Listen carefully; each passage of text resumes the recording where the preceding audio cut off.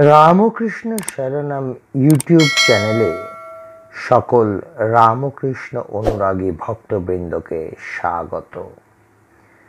আজ আমরা শুনব শ্রী শ্রী রামকৃষ্ণ পরমহংসদেবের অষ্টাঙ্গিক মার্গদর্শন। প্রতিদিন কিভাবে চিন্তা করলে মন শুদ্ধ হবে সে প্রসঙ্গে ঠাকুরের উপদেশ।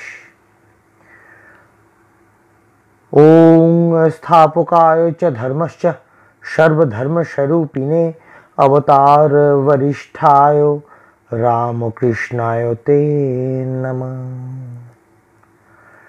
শ্রী শ্রী রামকৃষ্ণ সুকঠিন অষ্টাঙ্গ যোগের সমস্ত স্তর নিবিড়ভাবে অনুশীলন করে উপলব্ধির চূড়ান্ত স্তরে শুধু যে উপনীত হয়েছিলেন তা নয়, তাকে অতিক্রমও করেছিলেন। স্বামী বিবেকানন্দ গুরুর কাছে অষ্টাঙ্গ যোগের মূল প্রশিক্ষণ প্রাপ্ত হয়েছিলেন এবং নিজ সাধনায় চরম যোগ সিদ্ধি তারও লাভ হয়েছিল। শ্রী রামকৃষ্ণ জানতেন সংযমের বৈদান্তিক সাধন অথবা যৌগিক সাধন সাধারণ মানুষের পক্ষে অনুশীলন করা অসম্ভব। সেজন্য সংযমের সহজ সাধনের সরল বিধান তিনি দিয়েছিলেন। সেই সাধন ভক্তির সাধন, সেই সাধন নাম সাধন। তিনি বলতেন, তুমি ঈশ্বরের নাম করে যাও, তাকে ব্যাকুলভাবে ডাকো, আন্তরিকভাবে স্মরণ মনন করো, তাতে অনুরাগ বাড়াও।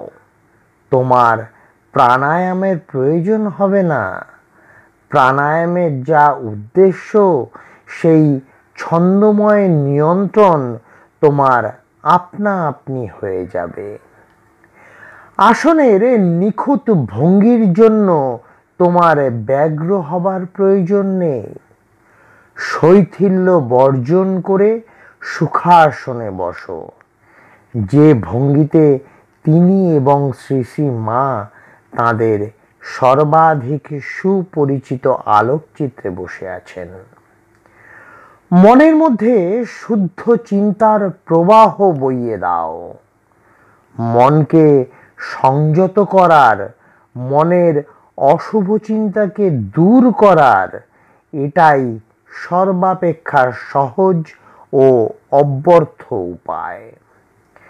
এই পদ্ধতিতে দীর্ঘস্থায়ী ও কার্যকরী করার কৌশল হলো মনে জগতের সকলের কল্যাণ চিন্তার তরঙ্গের প্রবাহিত করা।